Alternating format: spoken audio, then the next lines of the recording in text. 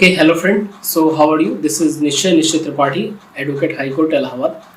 So today actually I want to talk about a case which actually we are just dealing in, and in this case it is related with the SURFACE Act. I hope that few of you know about the SURFACE Act. What is the SURFACE Act? This is the SURFACE Act 2002. This is actually the act which comes to enforce or give the power to the bank to just relegate its asset, that is the becoming the NPA in some situation or in some sort of way. तो मैं आपसे ये कहना चाहूँगा कि जो SARFAESI act है 2002 जो है वो एक्चुअली जो इसका फुल फॉर्म होता है securitisation and reconstruction of financial assets and enforcement of security interest होता है। तो अब चूँकि ये काफ़ी बड़ा नाम है, आपको ज़रा सा अजीब सा लग रहा होगा, तो सबसे पहले मैं आप लोग को कुछ चीज़ें बताना चाहूँगा कि ये आया कैसे। देखिए, सबसे पहले जो बैंक जो है लोन दिया करती थी लोगों को, ज़्यादातर हमारे कंट्रीज़ में काफ़ी लोग डिफ़ॉल्टर्स हैं, यहाँ तक कि आप समझ सकते हैं कि कुछ किसान जैसे किसान क्रेडिट कार्ड्स होते हैं उनकी रीपेमेंट भी बहुत कम होती है और ज़्यादातर गवर्नमेंट्स वोटिंग के लिए उन्हें भी माफ़ कर देती हैं। ठीक है, ये अच्छी बात है। अब उसके बाद क्या होता है कि यही चीज़ें दूसरे लोग भी अपने ऊपर लागू करने लगते हैं। वो क्या करते हैं कि बैंक से पैसा उठाते हैं, सोचते हैं कि उनकी भी चीज़ों को माफ़ कर दिया जाए, बल्कि ऐसा नहीं है। और ऐसे सिचुएशन में फिर उनके ऊपर केसेस होते हैं। पहले क्या होता था, जबकि सरफेसी एक्ट 2002 के पहले क्या होती थी कि, हालांकि मैं और पीछे जाना चाहूँगा, एकदम स्टार्टिंग में जो है इस तरह के केसेस जो है वो सिविल कोर्ट में आते थे और सिविल कोर्ट में आते थे, फिर आगे फिर धीरे धीरे केस चलते हुए हाई कोर्ट जाते थे, फिर वहाँ से केसेस और आगे बढ़ते हुए सुप्रीम कोर्ट तक जाते थे। अब इन सारी चीज़ों में केसेस चलने में 15 से 16 साल या कभी कभी 20 साल भी लग जाते थे। अब आप समझ रहे हो कि जो एसेट आपने लिया है, मान लीजिए आपने लोन लिया हुआ है 10 लाख का, अब वो 20 साल बाद अगर आप रीपे भी करोगे, विद इंटरेस्ट भी आप करोगे, तो वो वैल्यू नहीं रह जाती है पैसे की। और बहुत इसमें लंबे प्रोसेस में चलने के बाद फिर बैंक भी सोचती है कि कम में ही एडजस्ट कर लिया जाए या फिर सेटलमेंट कर लिया जाए, ये सारी चीज़।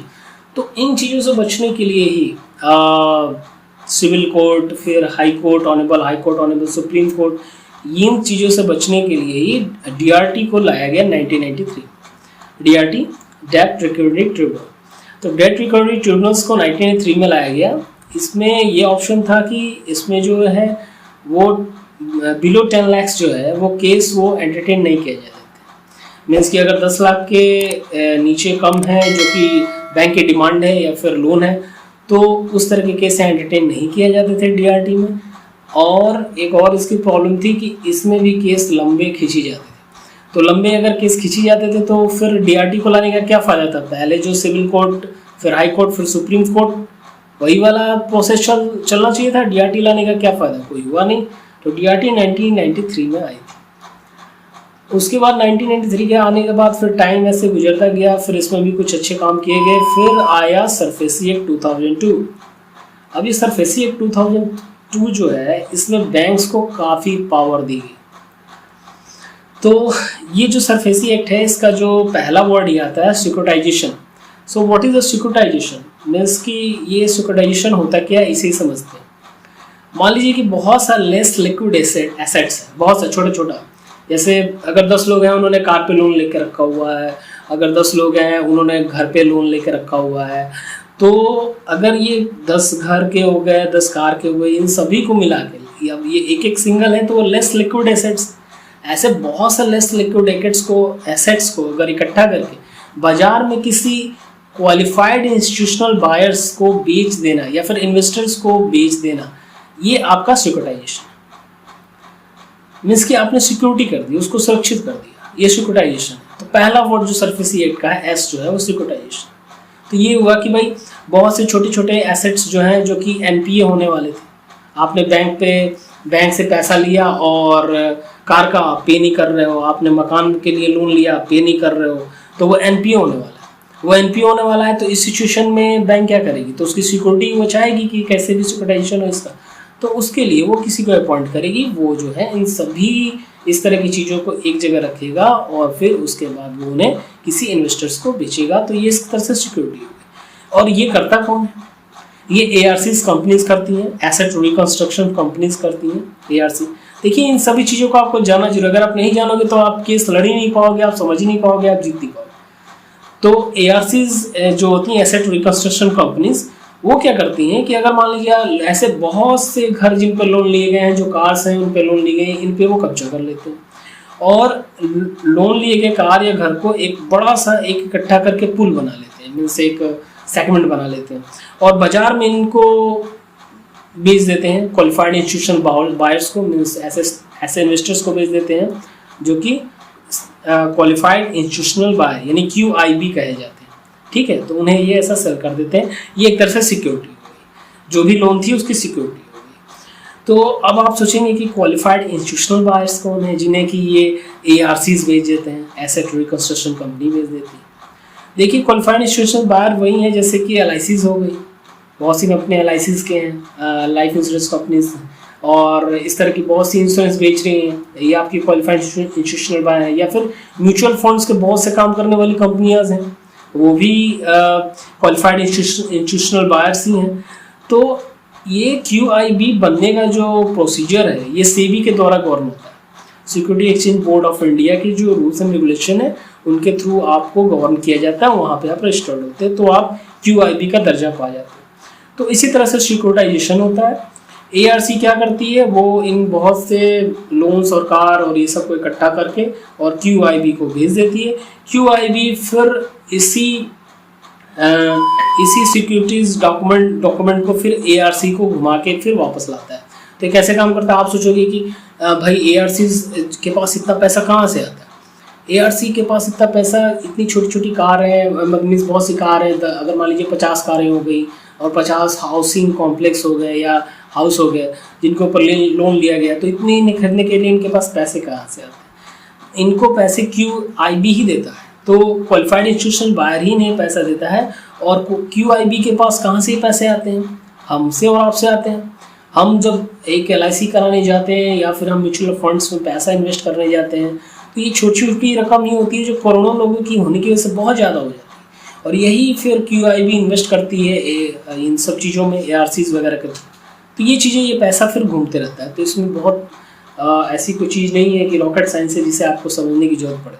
ठीक है, तो उसके बाद क्या होता है कि अब आते हैं रिकंस्ट्रक्शन ऑफ एसेट्स पे।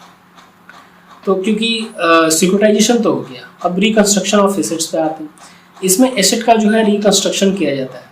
जैसे बैंक ने आपको लोन दिया, ठीक है, वो एसेट तो जिस पे लोन दिया गया था वो NPA हो रहा था, तो बैंक ने क्या किया कि वही लोन को सिक्योरिटाइजेशन के लिए ARC को दे दिया। ARC ने फिर एक ट्रेडेबल सिक्योरिटी बना के वापस उसको बैंक को दे दिया। ये जो प्रोसेस है इसे रिकंस्ट्रक्शन ऑफ एसेट्स कहते हैं। इसमें जो एसेट्स होते हैं ना, वो एक ट्रेडेबल सिक्योरिटी के फॉर्म में आ जाती है और एक लिक्विड फॉर्म में आने की वजह से उसे ईजिली कन्वर्ट किया जाता है कैश, तो इसे ही कहा जाता है रिकंस्ट्रक्शन ऑफ एसेट्स। तो ये होते हैं जब एसेट नॉन लिक्विड फॉर्म से लिक्विड फॉर्म में कन्वर्ट हो जाए तो इसे कहते हैं। अब हमारे लास्ट पॉइंट पे आते हैं। लास्ट जो हमारा सरफेसी एक्ट का लाइन है, एनफोर्समेंट ऑफ सिक्योरिटी इंटरेस्ट। तो एनफोर्समेंट ऑफ जो सिक्योरिटी इंटरेस्ट है वो क्या है? सिक्योरिटी के जो बैंक का जो इंटरेस्ट है, जो हक है सिक्योरिटाइजेशन का, उसको लागू करवाना, एनफोर्समेंट करना। तो इसके लिए सरफेसी एक्ट आया है जिसको ये अच्छी तरह से फॉलो कर रहा है। जब कोई मान लीजिए सिक्योर्ड क्रेडिटर्स है, जैसे कि बैंक है, ठीक है, वो किसी बोरोवर को अगर लोन देता है और अगर वो बोरोवर रीपे नहीं कर पाता, तो सरफेसी एक्ट एम्पावर्स करता है बैंक को कि आप जो है बिना कोर्ट के पास गए, और इस चीज़ को आप बिना कोर्ट के पास गए अगर चाहें तो उस बोरोवर की प्रॉपर्टी पर आप कब्जा कर सकते हो। आप उस प्रॉपर्टी पर कब्जा कर सकते हो। आप चाहो, वो बैंक चाहेगा तो उस प्रॉपर्टी पर कब्जा ही नहीं करेगा, वो उसको किराए पे भी उठा सकता है, वो उसे किसी ऐसे आदमी को दे सकता है जो उसे मैनेज करे और रेंट देता रहे। तो ये सारी सिचुएशन बैंक के हाथ में सरफेसी एक्ट के थ्रू गई हैं और ये सारी चीज़ें। अब आप सोच रहे हो कि ये सरफेसी एक्ट कैसा है, ये तो सिर्फ और सिर्फ बैंक्स के लिए है। नहीं, come to the legal point of view. In that situation, if you are the borrower and you have any kind of grievance about that situation, तो इसमें क्या होता है कि बोरोवर जो है वो DRT में जा सकता है। वो ऐसे किसी भी ऑर्डर्स जो कि उसे लगता है कि ये मेरे खिलाफ है, पास हुआ है या गलत है, बैंक अथॉरिटी की तरफ से जो नोटिस आई है वो सही नहीं है, तो आप विद इन 45 डेज़ के लिए DRT में जा सकते हो। DRT में आप अपना केस फाइल करते हो और फिर एक एडवोकेट के थ्रू आप उसे अपनी बात कहते हो वहाँ पे। मान लीजिए कि ऐसे जो भी हुई, उसके बाद ऑर्डर हुई DRT में, वो भी आपको अभी आपके पक्ष में नहीं है और आप अभी भी आपको लगता है कि नहीं मुझे अपनी बात कहना है या मेरे साथ गलत हुआ है, तो आप DRT जा सकते हो with in 30 day of the order of the DRT। तो DRAT आप जा सकते हो, डेट रिकवरी एपेलेट ट्रिब्यूनल, तो वहाँ जा सकते हो। तो इस तरह से आपके पास भी अपनी बात कहने का हक है और इसके लिए आप एक एडवोकेट को हायर करेंगे और एडवोकेट आपकी चीज़ों को रखे। ज़्यादातर केसेस में चीज़ें सेटलमेंट के थ्रू ही सॉल्व होती हैं और इसमें बेनिफिट दोनों ही लोगों का होता है, बोरोवर्स का भी होता है और बैंक्स का भी होता है। तो ये सरफेसी एक्ट है और ये मुझे लगा कि ये हेल्पफुल होगा इसे समझने के लिए आप लोगों को।